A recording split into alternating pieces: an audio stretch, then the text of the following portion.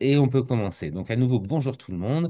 Donc, ce webinaire s'inscrit dans le cadre d'un collectif qu'on a appelé Transition, Financement et Territoire, dans lequel, en fait, plusieurs collectifs, bien comme son nom l'indique, plusieurs structures, en fait, apparaissent. Et donc, la NPP, Leclerc, le CNFPT, la Fabrique écologique, la Flamme, France Angel, France FinTech, qui a le plaisir et nous avons la chance, en tout cas, de les accueillir aujourd'hui pour les animateurs, et RARE, qui est les agences régionales de l'énergie. Donc, en fait, vous pouvez voir en fait, l'ensemble des webinaires qu'on a pu proposer jusqu'à présent. Et ce jour, c'est comment orienter l'épargne vers la transition écologique. Et je laisse tout de suite la parole à Laure qui va se présenter et pour animer ce webinaire. Bonjour à tous, merci Mickaël pour cette introduction. Nous avons effectivement le plaisir et merci d'être là ce matin, de vous présenter ce webinaire pour comment contribuer à la transition via le financement participatif.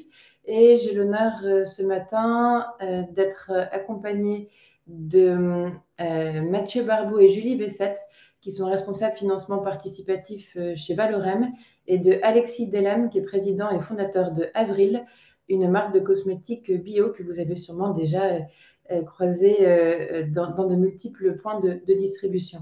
Je suis pour ma part membre du COPIL, le Collège Financement Participatif de France FinTech, et cofondatrice et présidente de l'Endosphère, qui est une plateforme de financement participatif qui est dédiée au financement de la transition énergétique. C'est pourquoi je remercie le collectif de m'avoir proposé d'introduire et d'animer ce webinaire. Peut-être pour revenir très rapidement sur France FinTech et son collège financement participatif, c'est une association professionnelle qui a été créée en 2015 à l'initiative d'entrepreneurs qui utilisent des modèles innovants dans les services financiers, donc FinTech. Il y a 350 FinTech membres, ça va des services de paiement jusqu'aux RegTech, aux technologies dans le réglementaire, et une centaine de partenaires de l'écosystème, dont banques, conseils et autres acteurs qui gravitent autour de cet écosystème FinTech.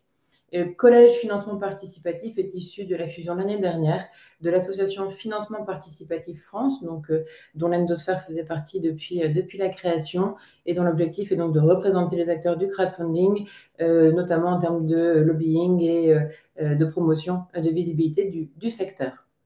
Voilà, donc très rapidement pour replanter le décor. Et côté l'endosphère, on a créé la plateforme, nous, en 2014, au moment où le cadre réglementaire s'est mis en place en France pour le financement participatif.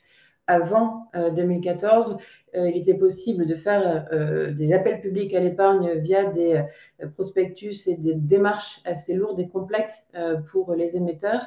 Et le financement participatif a créé un cadre dérogatoire à ces appels publics à l'épargne, permettant, via les plateformes agréées par l'autorité des marchés financiers, de lever des fonds en dons, en prêts ou en equity pour financer des projets.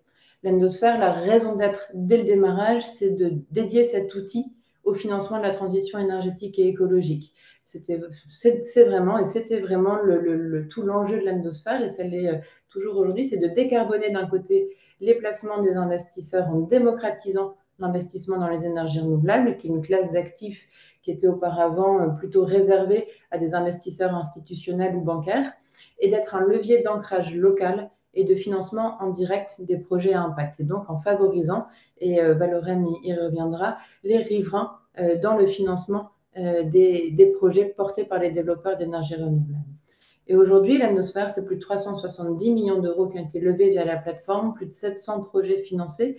On a réalisé l'acquisition l'année dernière de l'Endopolis, ce qui nous porte en cumulé à plus de 700 millions d'euros investis via les plateformes, et 41 000 investisseurs qui sont des particuliers, des professionnels, des fonds, des intermédiaires comme des family office ou des banques privées qui investissent via l'Endosphère pour financer la transition énergétique.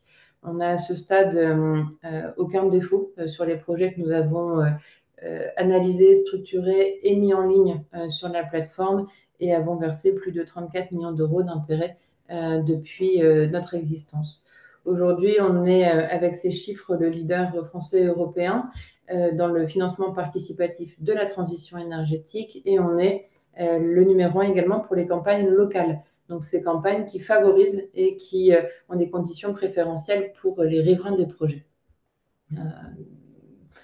Voilà, ça, je viens de le dire très rapidement, hein, c'est les typologies, les grandes familles du financement participatif qui, quoi qu'il arrive, est un moyen de lever des fonds. Alors, comment est-ce qu'on lève ces fonds? Est-ce qu'on le fait en don, avec ou sans contrepartie? Et c'est souvent le financement participatif en don le plus connu, le plus répandu quand on parle de financement participatif. On est très souvent sur le terrain et quand les gens ont entendu parler de financement participatif, c'est ah bah oui, j'avais donné pour l'épicerie, la création d'une épicerie ou pour un artiste ou pour une association. Et dans ces cas-là, c'est avec ou sans contrepartie, avec une dimension de proximité affective, de soutien philanthropique au projet. La deuxième famille, c'est le prêt. Et là, c'est peut-être un peu moins connu, mais très puissant et très efficace dans sa matérialité, c'est de pouvoir investir avec un taux d'intérêt et de devenir en quelque sorte le banquier du projet qu'on sélectionne.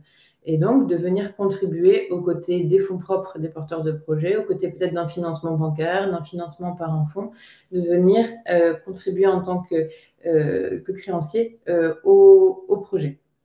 Et donc là, on est remboursé intérêt, capital, selon l'échéancier qui a été proposé en ligne en amont par la plateforme qui est agréée pour proposer du prêt. Et la troisième famille, c'est l'investissement. C'est comment je rentre au capital du projet. Et donc là, en règle générale, plutôt pour des startups ou des projets en phase très amont de développement. Dans les énergies renouvelables, on le fait aussi dans les sociétés de projet qui détiennent l'actif et qui permettent de rentrer au capital de la société de projet. Et ça permet donc de devenir actionnaire du projet et de toucher soit des dividendes au fur et à mesure des résultats de la société, soit d'être associé voilà, à la vie de la société avec potentiellement la dissolution, un bonus de liquidation, voilà, une rémunération associée au titre en action. Et ce que je voulais vous présenter ce matin, c'est comment les territoires, les collectivités peuvent se saisir de l'outil du financement participatif. Après cette introduction peut-être un peu longue, il y a plusieurs façons de le faire qui sont toutes très efficaces. Et ce qu'on observe depuis 10 ans, c'est que plus le territoire et ses représentants, ses élus, ses têtes de réseau est impliqué dans le financement participatif, plus les résultats localement sont bons parce que les territoires sont un levier de confiance, de réassurance, un levier de proximité et de légitimité pour les opérations. Donc, c'est le rôle des territoires, des collectivités est essentiel dans ce financement participatif et dans ses résultats sur le terrain. La première façon de faire, c'est de lancer des campagnes en propre. On l'a fait, par exemple, pour Dommartin-Varimont ou pour la ville de Fourmies pour financer la solarisation de bâtiments publics. Et donc là, c'était des campagnes entre, vous voyez, 50 et 70 000 euros pour des petites installations solaires. On l'a fait sur des gymnases, on l'a fait sur une église, on l'a fait sur toutes sortes de bâtiments publics. Et là, c'est la collectivité qui emprunte et qui va rembourser les investisseurs dans des conditions évidemment de rendement qui sont adaptées à une personne morale de droit public. L'autre façon de faire, c'est pour les territoires, c'est de proposer, inciter, voire imposer la mise en place de financement participatif dans le cadre d'appels d'offres ou d'appels à manifestation d'intérêt. J'ai du foncier, je veux qu'il y ait une installation, une infrastructure renouvelable, mais aussi je veux encadrer la façon dont c'est fait. Et donc proposer, demander des mesures qui permettent de partager la valeur localement, notamment la mise en place de financement participatif pour que le bénéfice économique et financier de ces installations puisse être en partie partagé avec les administrés. Et ça, on en fait beaucoup, par exemple, dans les réseaux de chaleur où c'est devenu très répandu, où les délégataires délégants demandent à ce qu'il y ait du financement participatif au moment d'attribuer les délégations de services publics dans les réseaux de chaleur. On l'a fait avec Le Havre. En ce moment, on est à Cannes sur 2 réseaux avec IDEX et Dalkia, où c'est l'agglomération de Cannes qui a demandé à ce qu'il y ait du participatif. La troisième option qui est quelque part la plus simple finalement et qu'on voit très régulièrement, et pareil, Valorem pourra en parler également, c'est comment les collectivités s'emparent d'une campagne qui est proposée sur leur territoire pour informer leurs administrés.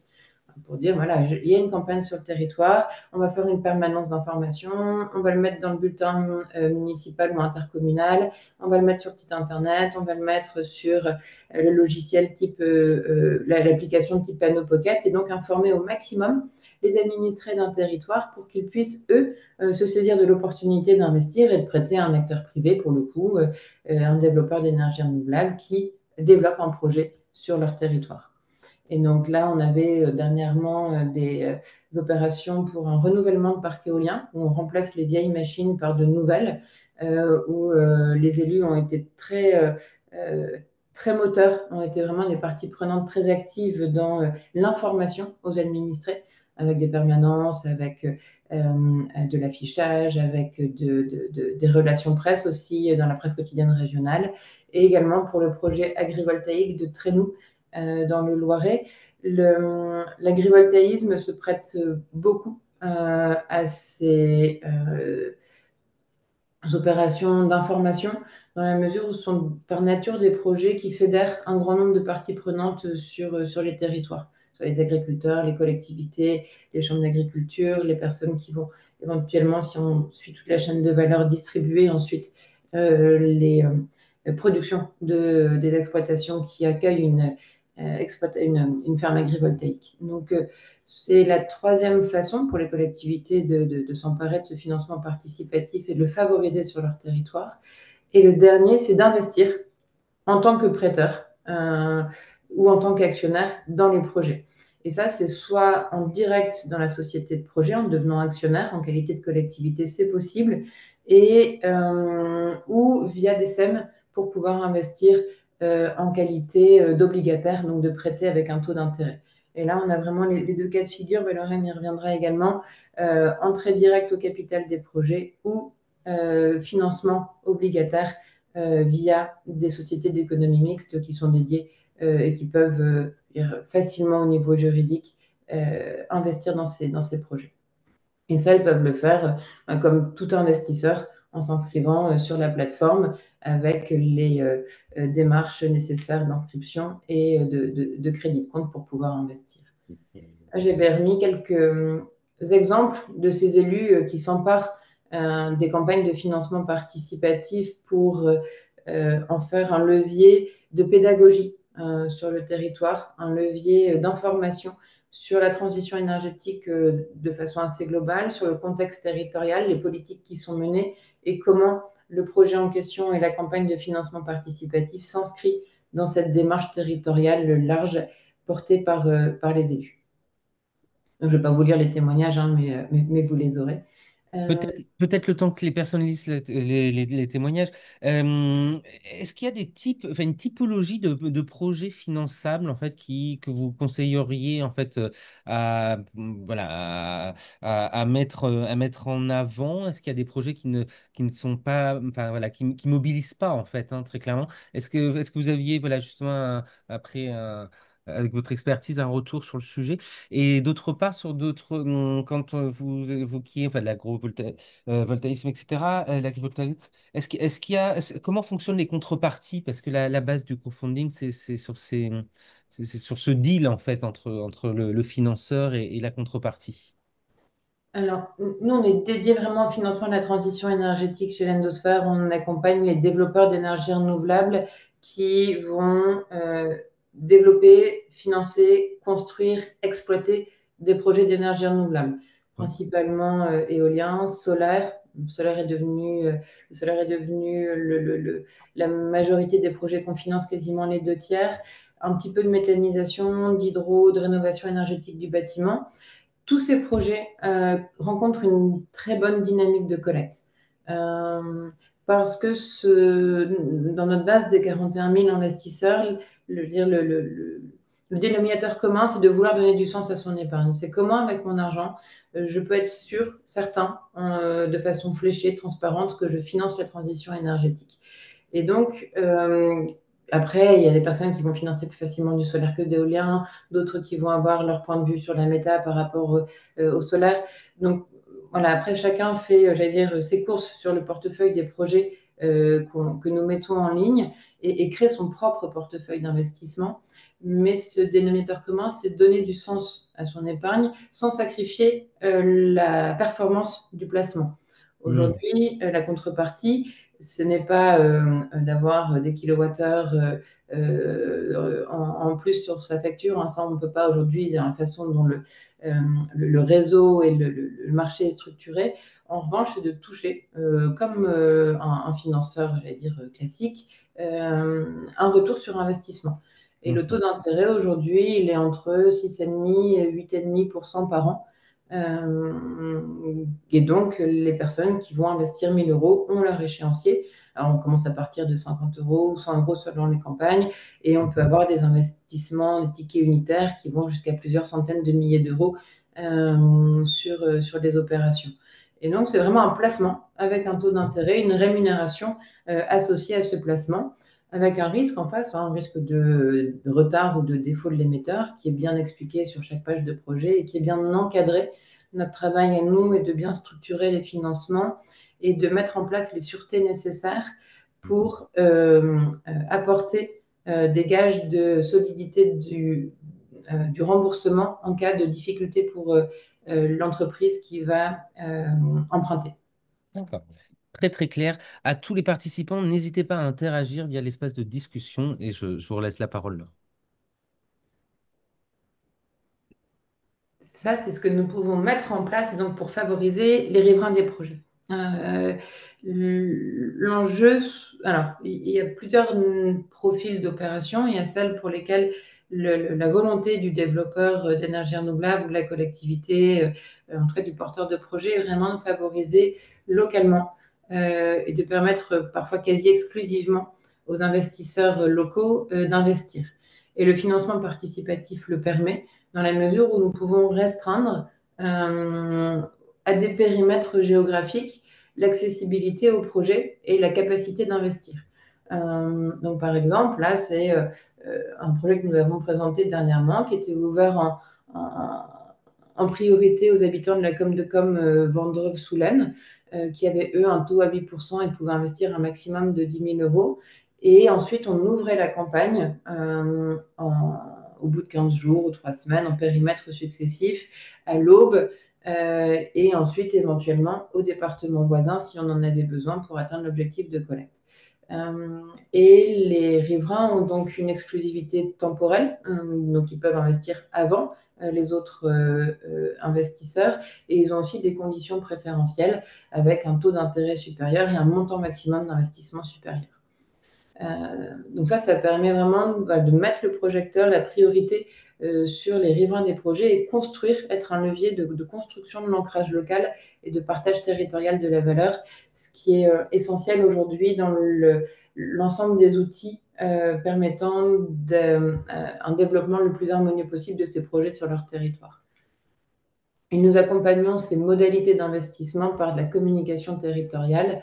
Et donc, c'est là où on travaille main dans la main avec les collectivités qui accueillent les projets sur leur territoire et avec les développeurs pour pouvoir communiquer localement. Alors là, vous avez des exemples d'affichage lumineux, panneaux digitaux numériques pour la ville de Bischwiller. On a fait une campagne pour un réseau de chaleur.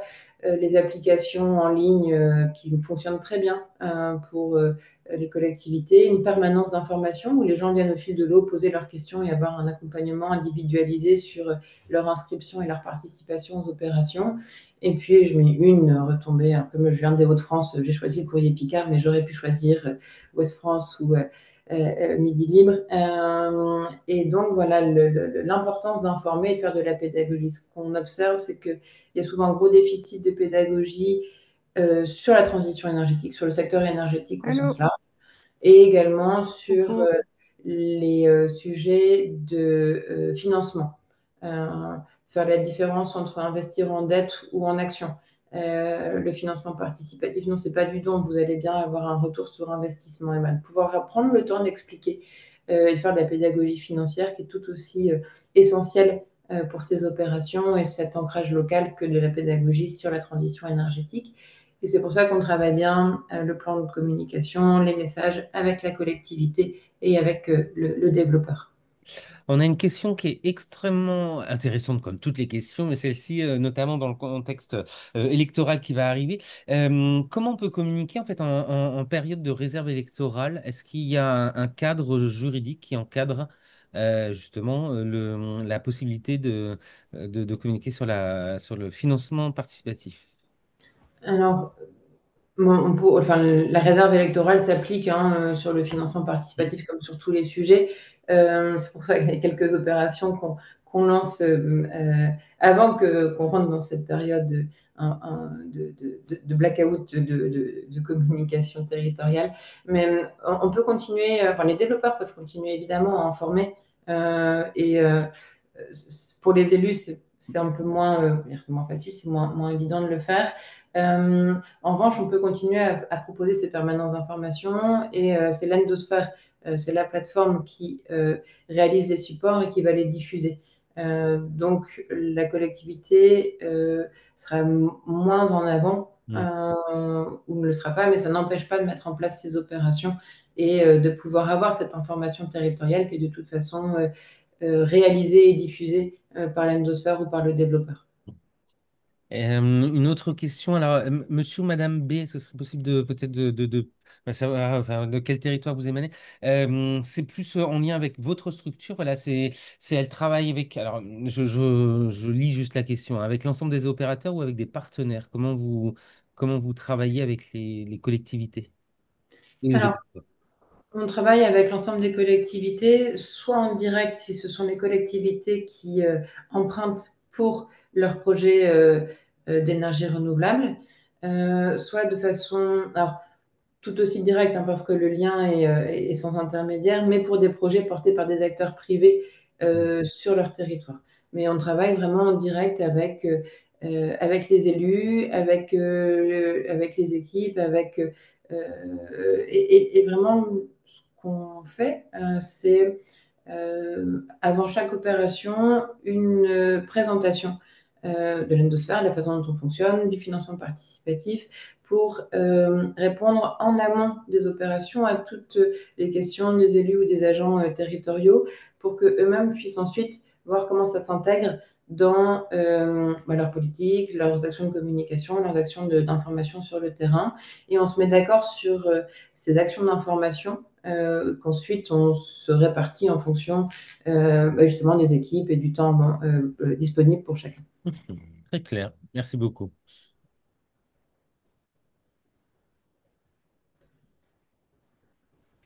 Alors, s'il n'y a pas d'autres questions, je vais passer la main à Mathieu et à Julie. Bonjour à tous. Alors, est-ce que vous confirmez m'entendre? Super. Merci Laure, merci Michael pour cette invitation aujourd'hui à ce webinaire. Alors, je vais me présenter très rapidement. Donc, moi, je suis Mathieu Barbeau, responsable financement participatif chez Valorem, et je suis accompagné de ma collègue Julie qui travaille sur ces sujets avec moi. Donc, je vais d'abord commencer par présenter rapidement qui est le groupe Valorem en tant que développeur. Et présenter nos actions un petit peu au niveau local, sur l'ancrage local, sur les territoires, un sujet qui nous est très cher chez Valorem. Et ensuite, on va vous présenter quelques exemples de campagnes qu'on a menées en partenariat avec l'Endosphère, avec qui on travaille depuis de nombreuses années maintenant. Donc le groupe Valorem, c'est un groupe qui a été fondé en 1994, donc qui a fêté ses 30 ans l'année dernière, qui était d'abord un bureau d'études dédié au projet éolien et qui est devenu un développeur qui est intégré sur toute la chaîne de valeur. Donc, on développe, on construit et on exploite nos propres parcs d'énergie renouvelable. Euh, Aujourd'hui, on travaille sur toutes les technologies renouvelables, donc à savoir l'éolien, le photovoltaïque, l'hydroélectricité, un petit peu l'hydrogène également, le stockage. C'est un groupe qui a plus de 500 collaborateurs aujourd'hui. Donc, on dit en général qu'on est le plus petit des gros, le plus gros des petits. Et on reste un groupe français et indépendant, puisque ce sont nos fondateurs qui sont toujours aujourd'hui actionnaire majoritaire du groupe, bien qu'on soit accompagné d'autres actionnaires évidemment. On a d'ailleurs en début d'année euh, réalisé une opération de changement d'actionnaire. Voilà, sur une opération qui était un peu plus de 500 millions d'euros, juste pour donner les ordres de grandeur. Et donc aujourd'hui, pour parler rapidement des chiffres, donc en exploitation, en développement, pardon, excusez-moi, c'est plus de 4,3 gigawatts pour ceux à qui ça va parler. On a produit en 2024 1,4 TWh sur tous nos parcs en France et un petit peu à l'international. Et voilà, en exploitation, on est près d'un gigawatt, 1 terawatt, pardon, un gigawatt, pardon, excusez-moi, en exploitation. Je pense que tu peux passer. Ouais, parfait, merci. Donc Valorem et les territoires, c'est vraiment aujourd'hui pour Valorem une façon de développer ces projets qui est au cœur de notre métier et qui est extrêmement importante, on pense aussi pour la filière, que d'associer les territoires à ces projets d'énergie renouvelable. Donc quand on dit les territoires, ça va être évidemment les collectivités, tous les acteurs publics et même privés qui vont agir au sein des territoires, mais aussi les citoyens. Et donc, on est devenu entreprise à mission depuis l'année 2021 et on a pour raison d'être valoriser ensemble les énergies des territoires pour ouvrir la voie à un avenir durable et solidaire. Donc c'est une phrase un petit peu longue, mais qui explique vraiment quelle est notre philosophie aujourd'hui. Et donc cette philosophie, elle se traduit par des actions concrètes. Donc comme je vous l'ai dit, ça va être associer les populations et les acteurs locaux à nos projets. Donc voilà, ça va être les SEM dont tu as parlé aussi Laure tout à l'heure, les collectivités, les citoyens. Je vais vous expliquer en quoi on va les associer à nos projets. Ça va être aussi de l'inclusion sociale par l'emploi. Donc on a mis en place ce qu'on appelle, on a été les premiers à mettre en place les clauses d'insertion. Donc ça veut dire qu'une fois que nos parcs vont être en fin de développement et vont être prêts à être construire, on va dédier un certain nombre d'heures à des personnes qui vont être soit éloignées de l'emploi, soit exclues même de l'emploi au niveau local, afin qu'elles puissent travailler voilà, sur ces chantiers et autres, ou sur l'exploitation. Donc aujourd'hui, ça va être près de voilà, 40 000 heures qui ont été effectuées par 176 salariés qui sont en insertion. Ça concerne 26 parcs solaires et éoliens. Et on a réalisé 213% des engagements qu'on avait pris. Donc on est allé plus loin que ce qu'on a voulu faire. Et aujourd'hui, depuis 2017, sur l'ensemble de nos parcs photovoltaïques, donc, on dédie la construction à des sous-traitants et nous, on oblige, entre guillemets, le sous-traitant à réserver 10% du temps qui va être passé sur le chantier à de l'insertion locale.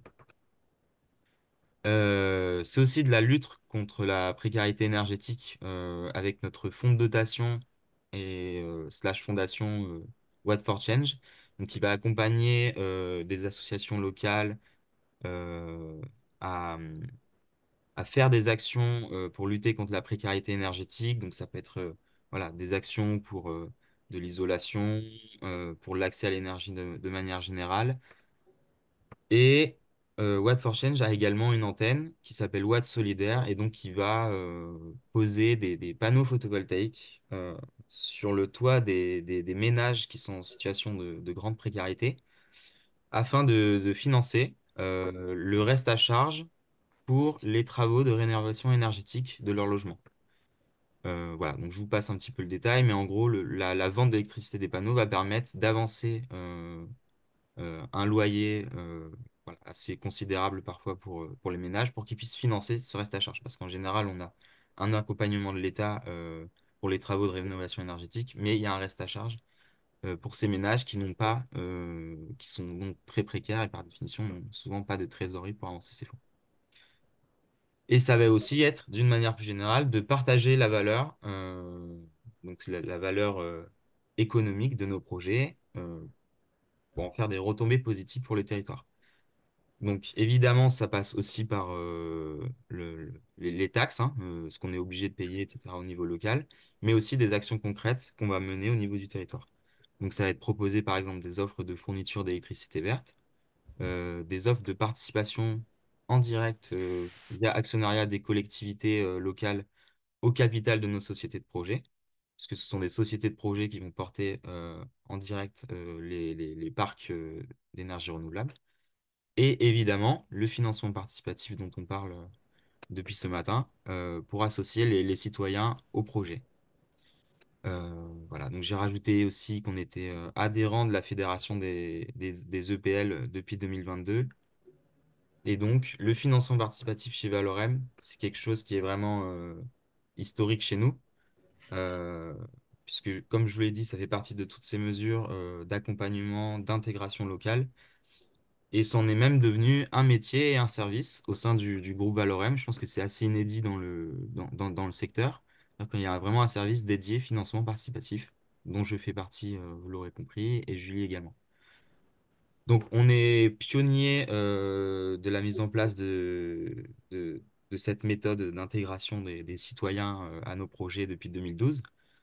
Donc, on faisait ça avant même la création des plateformes en ligne dédiées au financement participatif via ce dont tu as parlé brièvement tout à l'heure, Laure, voilà, ce qu'on appelait des comptes internes, voilà, avec une structure qui permettait à des citoyens de placer leur argent dans une banque ou dans un intermédiaire bancaire, afin ensuite de les reverser pour le projet et nous, évidemment, payer un intérêt sur ces fonds.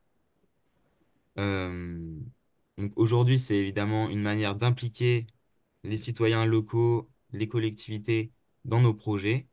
Ça permet également d'initier parfois un dialogue, une concertation territoriale, ça fait partie de ces moyens. C'est aussi, donc, vous l'aurez compris, des retombées économiques positives au niveau local. Euh, c'est aussi de manière plus générale pour les investisseurs des projets de faire en sorte que leur épargne soit dédiée à la transition énergétique et écologique, et ce, à tous les niveaux. Et aujourd'hui, chez Valorem, le financement participatif, donc ça concerne près de 140 levées de fonds depuis 2012. On a levé 65 millions d'euros, donc ça commence à faire quand même un très gros montant aujourd'hui. Et on a plus de 10 000 investisseurs qui ont financé avec nous nos projets. Euh, et donc, cette activité fonctionne tellement bien et est importante pour nous qu'on a créé un portail dédié qui s'appelle Mon Parc Valorem et qui est hébergé par Landosphère, donc qui est notre partenaire privilégié en la matière, depuis 2021. Donc, ça veut dire qu'on a un site internet dédié qui est, on va dire, annexé au site principal de Landosphère. euh, donc qui s'appelle monparcvalorem.com. Voilà, si vous voulez regarder sur Internet. Aujourd'hui, c'est plus de 75 campagnes qui ont été proposées sur mon parc Valorem avec plus de 40 millions d'euros investis. Une question très Oui. pertinente, très opérationnelle au niveau enfin, au niveau de la compta publique, donc du coup qui a été posée par Monsieur ou Madame Noiret. Comment on inscrit dans la compta publique en fait le prêt, les recettes, enfin, le crowdfunding, enfin, le financement participatif dans la compta publique? Alors là, c'est une question côté financeur ou côté émetteur? Bah, c'est enfin, la collectivité qui finance l'investissement de telle ou telle action. Comment, avec bah, le cadre normatif en fait, qui est imposé aux collectivités, comment Mhm. on inscrit en fait, les prêts, prêts, recettes, ça dans la compta publique? Je vais peut-être laisser Laure répondre sur ce sujet. Vous présenter Euh, la. c'est un prêt, alors côté emprunteur, c'est un emprunt classique. Mais peut-être qu'on peut prendre la question, je ne sais pas si on peut être mis en relation avec la personne après pour pouvoir rentrer de façon plus approfondie. C'est la juriste chez nous qui saura répondre de façon bien plus précise. Plus précise. Ouais. Eh ben, monsieur ou madame Noiret, s'il était possible de mettre vos coordonnées et qu'on puisse vous rappeler. Il y avait une deuxième question, peut-être je vais laisser Patrick Cruziel la la poser si vous êtes toujours, enfin, vous êtes toujours en ligne, mais si vous aviez un micro. Oui, bonjour, merci de me donner la parole. Vous parliez tout à l'heure lors d'un rendement de 6 à 8% pour les financeurs. Ces taux-là sont supérieurs aux taux proposés par les banques. Donc, je me posais la question pour un développeur, c'est quoi l'intérêt de passer par ce financement-là? Alors effectivement, c'est un financement qui est plus onéreux qu'un financement bancaire qu'on n'a pas du tout vocation à remplacer. On a vraiment vocation à être complémentaire au financement bancaire, qui est un financement long terme, moins cher et qui prend des sûretés de premier rang, qui est un financement senior. Nous, on arrive en financement junior, c'est-à-dire qu'on va être dans l'échelle des financements entre les fonds propres du porteur de projet, donc les fonds propres de l'actionnaire, et ce financement bancaire. On va être en financement junior, des financements qui sont plus courts en maturité, entre 2 et 6 ans, et plus onéreux. La raison d'être pour le développeur, si on regarde juste la partie strictement financière hein, et pas le volet extra-financier de partage local et d'ancrage territorial, c'est de pouvoir recourir à un financement qui va lui coûter moins cher que ses fonds propres, qui va permettre de lever plus de financement bancaire et qui va lui permettre de répartir ses fonds propres sur plus de projets.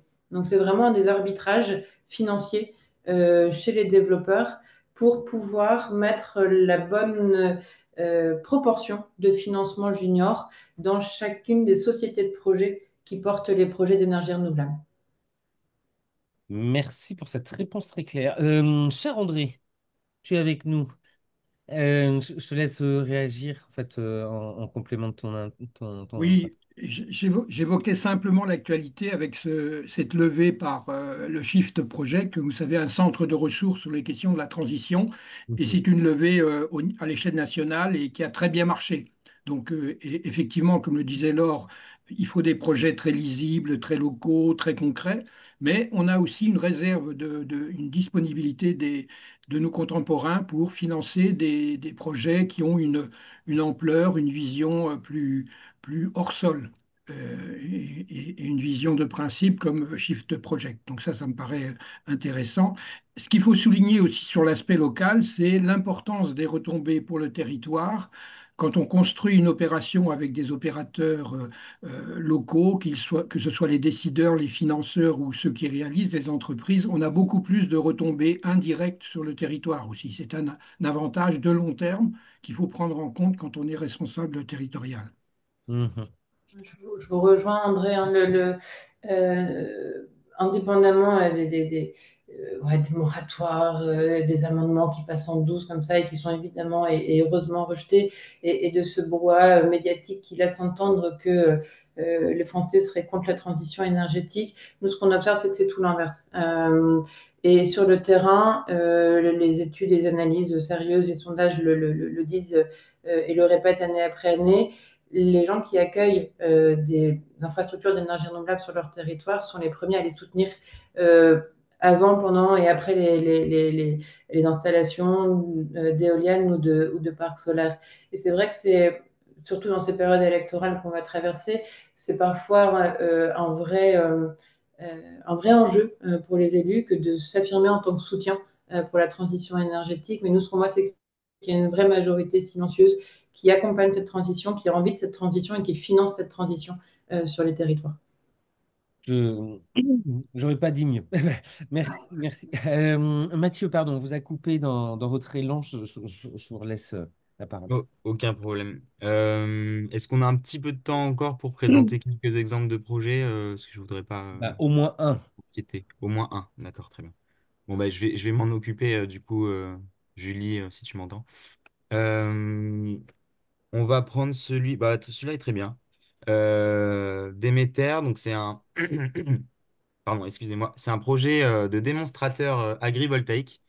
Donc, démonstrateur, ça veut dire un projet de recherche et développement.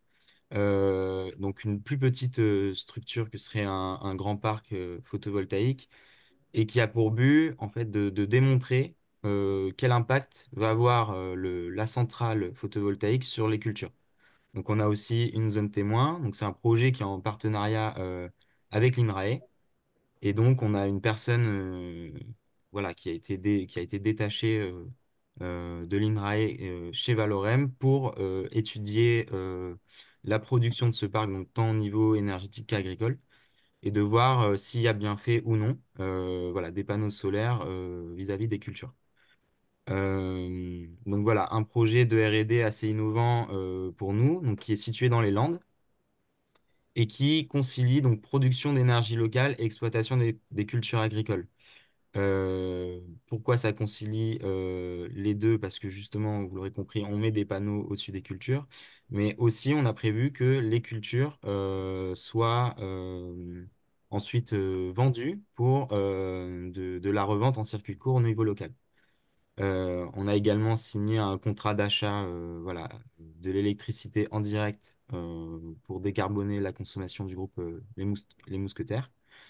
Et donc, on a mené trois campagnes sur ce projet en 2022, 2023, 2024, dont deux avec un taux d'intérêt bonifié qui va jusqu'à 8% pour les riverains. Donc, on en a aussi une autre qui a un taux d'intérêt bonifié, mais là, je parle de celle qui allait jusqu'à 8% pour vous montrer jusqu'où aujourd'hui on peut aller au niveau du taux d'intérêt pour donner le chiffre. Et donc, c'est 500 000 euros qui ont été levés sur ces trois campagnes, donc au niveau du département des Landes. Et donc, c'est une construction qui a été faite avec aussi des sous-traitants pardon, excusez-moi, locaux. Donc, la structure OTEC 40. Et voilà, c'est un projet dont aujourd'hui on est très fiers. Il n'a pas été financé avec de la dette bancaire. Et donc, le financement participatif, comme l'a expliqué Laure à l'instant, ça a permis aussi de, voilà, de supplanter un petit peu cet apport en fonds propres que nous, on doit mettre dans le projet. Donc, on a un double intérêt au niveau du financement participatif. Même si l'intérêt premier, pour nous, parce que je rebondis par rapport à la question de tout à l'heure, ça va pas être le volet financier, mais ça va vraiment être le côté local et d'essayer d'associer au maximum les territoires à nos projets.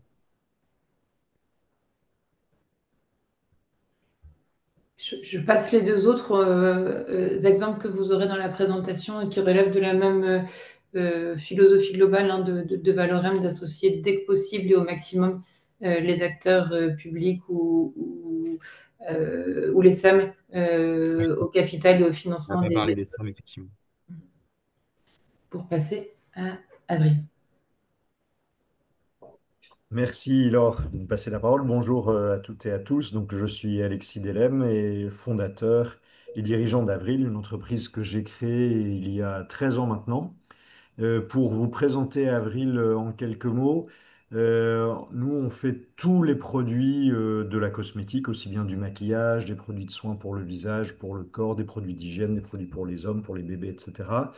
Et notre positionnement, c'est des produits de super qualité, bio et avec le moins d'emballage possible, et à des prix très abordables, puisque la raison d'être d'Avril, c'est de rendre le bio accessible à tout le monde pour que ce soit pas seulement les gens qui ont les moyens, qui puissent utiliser des produits qui sont meilleurs pour l'environnement et aussi meilleurs pour leur peau et leur santé d'ailleurs.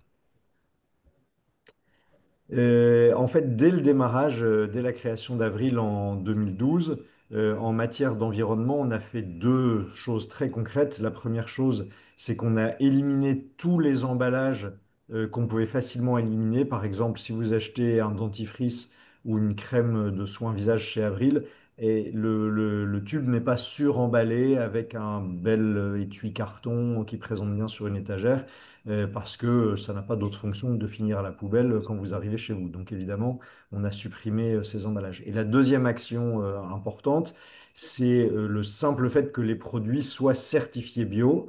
Et en cosmétique, des produits certifiés bio, ça implique que tous les ingrédients sont d'origine naturelle et que tous les végétaux, toutes les plantes qui sont dans les formules soient issus de l'agriculture bio. Et donc évidemment bien meilleur pour l'environnement que des ingrédients qui seraient d'origine chimique. Et pour parler un peu de où les produits Avril sont vendus, ben, on est très multicanal, c'est-à-dire qu'on vend bien sûr sur notre site internet mais aussi sur beaucoup de sites de cosmétiques bio comme Greenwiz ou EcoVerde, ou d'autres sites comme Chronodrive ou nocibé.fr. On vend aussi beaucoup à des magasins bio, à des pharmacies, dans des instituts de beauté. On est au Printemps, aux Galeries Lafayette, et on exporte en Europe dans une vingtaine de pays. Et puis notre troisième canal, c'est nos boutiques, puisqu'on a des boutiques Avril un peu partout en France. On a ouvert la 65e la semaine dernière.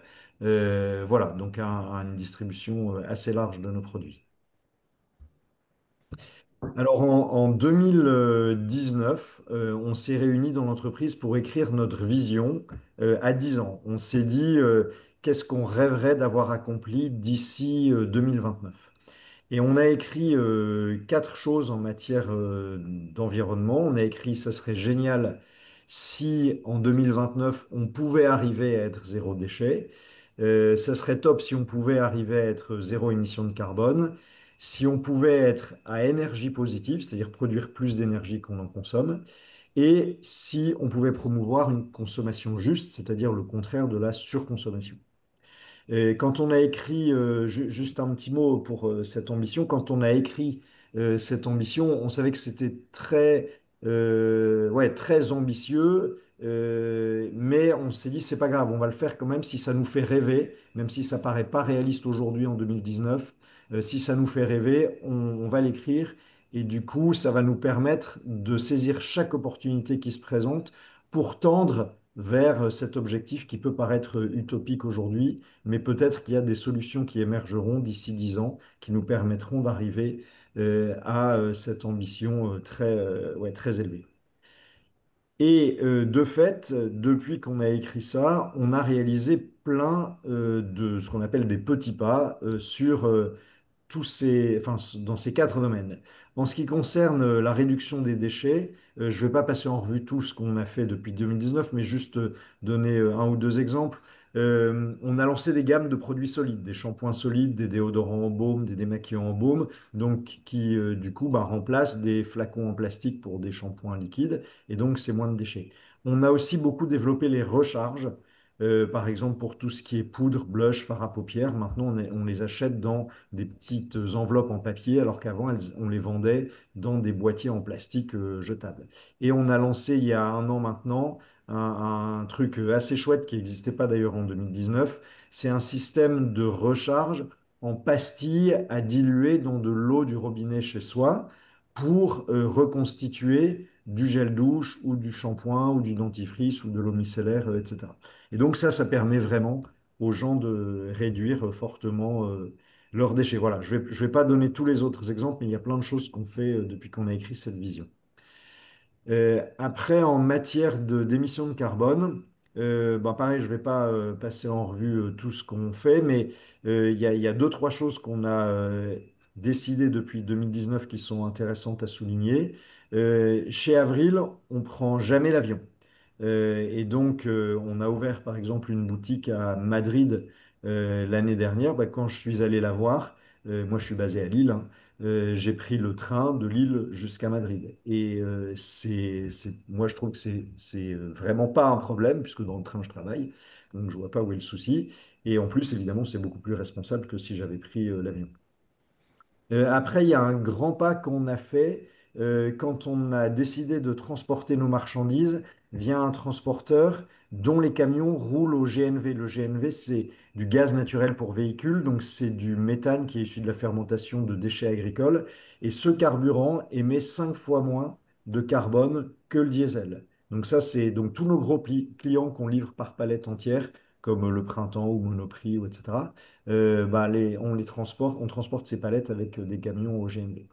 Et puis, une autre chose importante, c'est que pour nos approvisionnements, puisque nous, on ne fabrique pas nous-mêmes nos produits, mais on sous-traite la production à une quarantaine de sous-traitants partout en France, on transporte maintenant la moitié des marchandises qu'on fait fabriquer par ces sous-traitants en train. Donc on a réussi, là, depuis 6 mois, à trouver des solutions de transport. Avant, elles étaient transportées par camion, ces marchandises. Mais là, on a réussi à trouver des solutions pour transporter en train. Donc évidemment, ça a un impact carbone très positif cette transition qu'on a réussi à faire. Et puis, dernier exemple, tous nos produits cosmétiques sont fabriqués en France depuis la création d'Avril, mais on a aussi des accessoires type des pinceaux à maquillage ou des coupes-ongles, etc., qui étaient à l'origine fabriqués en Asie pour une question de capacité de production, aussi pour une question de prix, évidemment. Et donc, on a décidé maintenant, il y a 4 ans, de relocaliser en France ou en Europe tous ces produits, tous ces accessoires pour réduire notre empreinte carbone. Alors évidemment, c'est plus cher, hein, on les achète plus cher, donc on les revend plus cher, et donc on en vend moins, mais au moins c'est plus responsable. Donc voilà quelques actions pour les émissions de CO2. Après, le troisième objectif qu'on s'était écrit, c'était de devenir à énergie positive, donc produire plus d'énergie qu'on en consomme. Et ça, on l'a fait d'emblée, dès 2019, en tout cas pour notre consommation électrique, pour la consommation électrique de nos bâtiments. Donc nos bâtiments, c'est notre siège social à côté de Lille et toutes nos boutiques un peu partout en France. Et en fait, on a, dès 2019, commencé via l'Endosphère à investir, c'est-à-dire à prêter de l'argent pour des projets d'énergie renouvelable, donc des panneaux photovoltaïques ou des parcs éoliens. Et au cumul, depuis qu'on a commencé à faire ça en 2019, ben on a prêté plus de 2 millions d'euros. Et cet argent qu'on a prêté permet de produire plus de 2 millions de kilowattheures par an, alors que notre consommation d'électricité, c'est 250 000 kilowattheures par an. Donc en fait, on produit, entre guillemets, on contribue à produire plutôt 8 fois plus d'électricité que ce qu'on consomme. Donc on peut dire que pour ça, on est vraiment à énergie positive. Bon, alors évidemment, à côté de ça, on fait beaucoup d'efforts pour consommer le moins possible. Par exemple, dans nos boutiques, quand on ferme le soir à 19 heures, ben, on éteint la lumière. Vous voyez encore parfois des enseignes qui laissent leur vitrine allumée le soir parce que ça leur fait de la pub pour les gens qui passent devant en début de soirée. Ben, nous, on éteint quand on ferme la boutique parce qu'on considère que l'environnement, c'est plus important que le marketing ou la notoriété. Et puis, autre point en matière d'énergie, tous nos abonnements électriques, donc de tous nos établissements, nos boutiques et notre siège, sont chez Enercoop. Donc, vous savez, Enercoop, c'est une société qui fournit, enfin, qui finance uniquement du renouvelable, de l'électricité renouvelable. Donc, on trouve que c'est plus responsable d'avoir nos abonnements d'électricité via ce fournisseur. Très pertinent tout ça. Est-ce que vous effectuez des visites? Il y a une demande qui va en ce sens à l'occasion de la braderie de Lille qui est très réputée. Est-ce que vous faites des portes ouvertes? Alors, on ne fait pas de porte ouverte parce que chez nous, il n'y a pas grand-chose de très spectaculaire à voir puisque sur notre siège à côté de Lille, à Bondy, c'est juste nos bureaux et notre entrepôt puisque tout ce qui est produit pour nous par nos sous-traitants arrive dans cet entrepôt. Donc, c'est pas, il n'y a rien d'extraordinaire à voir, hein. Vous allez juste voir des produits sur des étagères et puis des gens qui travaillent dans des bureaux. Donc, il n'y a pas de porte ouverte, mais évidemment, la braderie, nous, on adore hein, comme en tant que Lillois. Et donc, on est dans la rue. Notre boutique du Vieux-Lille enfin, sort des tables dans la rue et on parle à toutes les personnes qui s'intéressent. Et moi, j'y suis en général. Donc, je peux rencontrer toutes les personnes qui voudraient plus d'informations sur Avril. Eh ben, Olivier B viendra à votre rencontre, si j'ai bien compris. Moi j'ai une question, est-ce que vous voyez une évolution du profil de vos clients en fait avec cet affichage en fait que vous avez en fait de d'acteurs économiques engagés? Alors, est-ce qu'on voit une évolution? C'est vrai qu'on a pas mal de clients qui sont engagés, c'est-à-dire qui portent de l'attention à ce que leur consommation ait du sens et soit plus responsable qu'une consommation de produits chimiques ou via des entreprises qui font pas qui portent pas d'attention à ces sujets importants de l'environnement. Mais c'est pas la totalité de nos clients. On a aussi des clients qui sont attentifs à leur pouvoir d'achat, parce que comme nos produits sont vraiment à des prix très abordables, bah, c'est ça qui les séduit. On a des clients qui viennent parce que Avril est un peu dans l'air du temps, donc peut-être des clients un peu conformistes qui suivent la tendance qui viennent chez nous. Donc c'est pas que des clients engagés, mais c'est bien parce que ces clients qui sont pas engagés à la base, bah, ils voient en discutant avec nos équipes de vente dans nos boutiques ou via l'affichage qu'on fait dans ces boutiques avec des panneaux où on explique que bah, justement on finance de l'énergie renouvelable ou qu'on adhère à 1% pour la planète, bah, ils voient qu'il y a des actions comme ça qui peuvent être mises en œuvre et peut-être que ça peut les amener vers plus d'engagement écologique eux aussi. Très clair. Et je termine avec le quatrième point de notre vision, la consommation juste. Donc là, je vais pas mettre en place, enfin, je vais pas donner tous les exemples, mais il y en a un qui a été assez marquant, une décision qu'on a prise aussi dans la foulée de notre vision. On a décidé d'arrêter les promos. Avant, on n'en faisait pas beaucoup, on en faisait 4 fois par an, on faisait les soldes, et puis Black Friday, et puis mois d'avril. Et en fait, on s'est dit, bah, la promo, ça peut avoir un effet de déclencher des achats compulsifs. C'est-à-dire qu'il y a des gens qui peuvent se dire, ah bah vite, il faut que j'achète cette crème tout de suite parce qu'elle est moins chère en ce moment. La semaine prochaine, elle sera au prix normal. Donc, je vais l'acheter. Et non pas, est-ce que j'ai besoin de cette crème? Et donc, on s'est dit, bah, c'est pas responsable de faire ça, donc on arrête les promos. Donc, on fait plus jamais de promos chez Avril. Donc, c'est assez rare, hein, des marques qui font pas de promos. Et donc, nous, on a pris cette décision. Et puis, deux autres points assez importants qu'on a décidé, oui, un peu après cette vision. On adhère à 1% pour la planète. Donc, ça fait 2 ans maintenant. C'est-à-dire qu'on reverse 1% de notre chiffre d'affaires, donc pas de nos bénéfices, hein, de notre chiffre d'affaires, à des associations de protection de l'environnement. Donc, cette année, on en a choisi deux. Une qui s'appelle Terre de Liens qui transforme des terres agricoles en fermes bio, en installant des agriculteurs pour développer l'agriculture bio. Donc nous, on trouve que ça a évidemment beaucoup de sens pour nous. Et une autre qui s'appelle le Fonds pour l'arbre, qui développe la reforestation. Voilà. Et l'autre point qui est intéressant aussi, c'est que notre trésorerie disponible, on la met sur un compte d'une banque qui s'appelle la Nef, qui est une banque qui finance uniquement des projets d'économie sociale, solidaire et écologique. Donc voilà, on n'a pas envie que notre argent finance, par exemple, de la recherche pétrolière et donc qui soit dans une banque classique. Et donc, notre trésorerie, elle est à la nef. Waouh, félicitations. Ouais, tout ce que j'ai dit là, c'est des choses qui sont hyper faciles à mettre en œuvre, n'importe qui peut le faire. Tout à Donc, fait. quand on voit que ça a du sens, on le fait.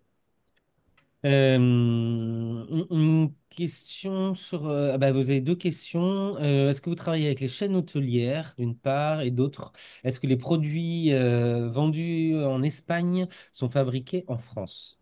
Ah, alors deux très bonnes questions. Pour les chaînes hôtelières, pour l'instant, pas du tout. Mais c'est tout à fait d'actualité puisque c'est un sujet qu'on commence à traiter. Voilà, donc depuis quelques mois, on commence à se demander comment on pourrait faire pour y arriver parce qu'on pense qu'effectivement, ce serait une très bonne idée. Et concernant nos produits en Espagne, non, c'est les mêmes produits que ceux qu'on vend dans nos boutiques en France, donc ils sont fabriqués en France. Euh, et en fait, alors je ne sais pas quel est le sens de la question, mais si le sens c'est ça serait mieux que ce soit produit localement, ce qui est une opinion que je partage, en fait, c'est quelque chose qui n'est pas possible à l'échelle d'une production de produits cosmétiques parce que nous, quand on fabrique des produits, c'est par 5 000, 10 000, 20 000 parfois, ce qui est nécessaire pour arriver à des produits à un prix abordable. Et donc, on ne pourrait pas, avec les très faibles volumes qu'on fait pour l'instant en Espagne, puisqu'on n'a qu'une seule boutique à Madrid, avoir une production locale pour nos produits. Pour l'instant. Une autre très bonne question d'André, en fait, comment vont vos entreprises? Est-ce qu'elles sont en bonne santé financière? Alors, déjà, on n'a qu'une entreprise, hein. Avril, c'est une Pardon, entreprise. c'était Alexis, mais aussi pour Mathieu et Ah, pardon, pardon, pardon. à vous trois. Ok, alors bah, je réponds puisque mon micro est ouvert. Bah, très bien, oui, j'ai pas mis la diapo sur l'évolution de nos chiffres d'affaires et voilà. Mais nous, on est toujours en bonne croissance. Cette année, en 2025, on va réaliser 40 millions d'euros de chiffre d'affaires et on a un très bon résultat. Notre résultat net après impôt, il est de l'ordre de 10% de notre chiffre d'affaires. Donc voilà, c'est très, très rentable. Et nos comptes sont publics, hein. Donc si vous allez sur société.com, vous verrez tous nos comptes. Et oui, oui, c'est une très bonne santé. Juste avant de laisser la parole à Laure et Mathieu, c'est quoi la forme juridique de votre Une structure? SAS. SAS, d'accord. Enfin, nous, on est une SAS également, et pareil, en bonne santé financière, ce qui montre qu'on peut vraiment concilier performance financière de l'entreprise et engagement environnemental, social, à tout point de vue. Et côté Landosphère, peut-être la particularité par rapport aux acteurs FinTech, c'est qu'on a toujours créé Landosphère de façon sur des fondamentaux solides, c'est-à-dire en dépensant toujours moins que ce qu'on gagnait, donc sans levée de fonds, sans ouverture du capital à des fonds divers et variés, et en ayant toujours une croissance solide, importante mais stable, et sur des fondamentaux de chiffre d'affaires qu'on maîtrisait sans recourir à des levées de fonds, ce qui était parfois un peu dire, exceptionnel au sens d'exception dans le secteur des fintech. Et donc aujourd'hui, c'est une entreprise qui se porte bien, l'Endosphère, qui a réalisé l'acquisition de l'Endopolis l'année dernière pour voilà, aujourd'hui une plateforme consolidée à même de répondre aux enjeux de la prochaine décennie de notre activité qui est aussi portée par la qualité du sous-jacent qu'on finance, c'est-à-dire les infrastructures renouvelables qui sont elles-mêmes en forte croissance, avec une volonté aujourd'hui de diversifier géographiquement pour ne plus dépendre uniquement du marché français, grâce à une harmonisation européenne de notre agrément de prestataire de services de financement participatif qui nous permet aujourd'hui d'accompagner des structures immatriculées en Espagne, au Portugal. On a déjà demandé des passeports, mais aussi dans d'autres géographies de la zone euro. Merci. Et pour Mathieu? Excusez-moi pour le micro. Je vous confirme, nous sommes en bonne santé financière également. Comme je vous l'avais introduit en début de présentation, on a réalisé une grosse opération de changement d'actionnaire accompagnée d'une levée de fonds de 500 millions d'euros. Donc c'est aussi un marqueur de confiance d'un acteur du marché dans notre structure.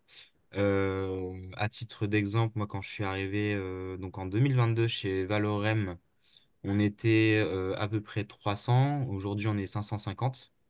Donc, il y a quand même aussi une grosse croissance des effectifs. Mhm. On est en train d'ouvrir notre activité dans de plus en plus de pays.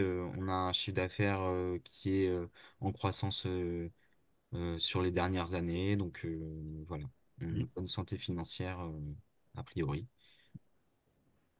Merci. Laure, peut-être revenir sur une question, enfin plus pour les collectivités, parce que notre public est plutôt sur ce type de profil. Comment est utilisé en fait le financement participatif en termes de remobilisation en fait et d'appropriation, on va dire, par la population des enjeux en fait sur la question des transitions, sur le sentiment d'appartenance au territoire, sur le fait d'être utile. Est-ce que vous avez une lecture de ce levier que peut être le financement participatif? Oui, on l'a parce qu'on est très souvent sur le terrain. En fait, on fait beaucoup de permanences d'information, on fait beaucoup de réunions avec les élus, les agents des collectivités sur ces enjeux d'appartenance et d'implication. Euh, et c'est très important parce qu'il faut qu'on trouve aujourd'hui des biais et des outils de renouveau du lien démocratique et de recréer cette proximité entre l'élu, le territoire, les projets, les administrés, les citoyens. Le financement participatif en fait partie, puisque c'est un levier d'investissement très direct, très accessible à partir de 50 euros, sans frais, de façon digitale. C'est un lien direct entre le prêteur citoyen et le projet. Il n'y a pas le seul intermédiaire, j'allais dire, c'est l'interface en ligne, mais il prête vraiment. Et dans le contrat, la contrepartie, c'est la société qui porte le projet d'énergie renouvelable. Enfin, il y a tout l'extra financier. Euh, Typiquement, avec Valorem, des invitations aux inaugurations des projets, des actualités sur les projets qu'on a financés au fil de l'eau, des témoignages d'investisseurs qui montrent systématiquement la fierté d'avoir participé à un projet de son territoire et d'avoir contribué à cette transition énergétique qui peut paraître parfois un peu loin, un peu abstraite. Et là, c'est vraiment la possibilité qui est offerte par le porteur de projet de rendre cette transition énergétique très concrète et même d'en ouvrir le financement et les retombées au niveau de chaque individu. Et finalement, c'est un produit financier, si on le prend sous l'angle de l'épargnant, un produit financier qui est extrêmement rare. De savoir dans quoi on investit de façon assez accessible, sans frais, et avec cette proximité territoriale. Et donc, c'est ce qui fait qu'aujourd'hui, notre base d'investisseurs, elle est récurrente à plus de 75%. Il y a plus de 3 investisseurs sur 4 qui ont investi à de multiples reprises sur l'endosphère dans les projets qu'on présente au fil de l'eau. Donc, parfois, ils viennent pour un projet de leur territoire grâce à toute l'information faite avec la collectivité et le développeur. Et ensuite, ils touchent leur premier remboursement, leur deuxième, et ils regardent un peu ce qui se passe sur la plateforme, sur les autres opportunités d'investissement, et continuent comme ça à investir. Et donc, comme l'expliquait Alexis, finalement, en se constituant petit à petit des investissements cumulés de plusieurs milliers, centaines de milliers, voire millions d'euros. Très, très clair, merci. Il y avait une question de... Alors, monsieur ou madame Noiret, peut-être je vous laisse la poser en direct et je vous demanderai si c'est possible aussi de mettre votre mail pour qu'on puisse vous répondre sur la question que vous aviez tout à l'heure. Oui, bonjour, vous m'entendez? Je vous entends très bien. Bonjour. Oui, j'entends Madame Vérec qui parle de prêts sans frais. C'est effectivement ce que j'ai vu sur la plateforme. Mais pour les prêteurs, il y a à minima des prélèvements. Je voudrais comprendre un petit peu voilà, quel est l'impact de ces prélèvements au niveau, je dirais impôt, je ne sais pas exactement le terme. Le prélèvement, c'est l'imposition en fait qui est attachée aux intérêts. Donc le capital n'est pas imposé quand il est remboursé, c'est bien la partie des intérêts. C'est ce qu'on appelle la flat tax, le prélèvement forfaitaire unique de 30% qui se décompose en 12,8% d'impôt sur le revenu et en 17,8% de prélèvements sociaux. Très clair. D'accord, merci. Et Madame Noiret, si c'est possible de mettre votre mail, en fait, voilà, pour vous répondre. Je vais l'ajouter, merci. C'est très gentil, merci. Peut-être, Mathieu, le mot de la fin? Il nous reste 5 minutes. Je demanderai la même chose à Alexis, puis je laisserai Laure clore le webinaire. Alors déjà, merci beaucoup pour cette invitation. Effectivement, on n'a pas eu le temps aussi de présenter les projets qu'on a lancés en collaboration avec des SEM locales, donc qui sont vraiment les bras armés de collectivités pour pouvoir nous aider. Voilà. Donc, parfois, ils vont carrément co-développer le projet avec nous, le porter avec nous et avoir des vraies missions de développement. Et parfois, ils vont avoir voilà, seulement un peu plus cet aspect local pour communiquer au niveau du territoire, impliquer les citoyens, etc. On a porté beaucoup de projets donc, avec des SEM au niveau local dont on est très fiers également. Donc voilà, si vous cherchez toutes ces informations, n'hésitez pas à aller voir le site internet de Valorem où on met en avant ces projets avec les collectivités. Merci. Alexis? Oui, ce que je peux ajouter par rapport à ce que j'ai dit tout à l'heure, c'est que nous, on aime beaucoup effectivement investir dans ces projets d'énergie renouvelable pour deux raisons. La première raison, c'est que ça a du sens de développer l'énergie renouvelable en France, évidemment. Et la deuxième raison, c'est que pour nous, entreprises, c'est un placement qui est beaucoup plus rentable que si on ouvrait un compte à terme dans une banque qui serait rémunéré à 1 ou 2%. Et donc, économiquement, c'est aussi notre intérêt. Merci, Alexis. Et je laisse le mot de la fin alors. Merci beaucoup pour vos questions qui nous ont permis d'approfondir certains points. Merci, Michael, pour l'animation et la proposition de vous présenter ces sujets ce matin. Et puis, pour ma part, avec plaisir pour répondre à d'autres questions que vous auriez ultérieurement sur le financement participatif plus largement. Je ne sais pas si vous avez mes coordonnées, mes contacts, mais en tout cas, Michael, vous pouvez évidemment les partager. Et je vous souhaite tous une très bonne matinée, une très bonne journée et un très bel été. très bel été qu'on espère qui ne sera pas caniculaire. Et on se retrouve tous, en fait, si vous le souhaitez, le 5 septembre. Et en fait, on parlera de l'écosystème de l'énergie en France. Donc, du coup, entre la production, le transport et la consommation d'énergie. Prenez soin de vous et on vous dit au 5 septembre au pire. Et sinon, bon été d'ici là. À Bon été bientôt. à vous aussi. Merci. Merci. Merci, au revoir. Laure, Merci. Alexis, Mathieu, on reste 2 minutes, si Oui. vous voulez bien.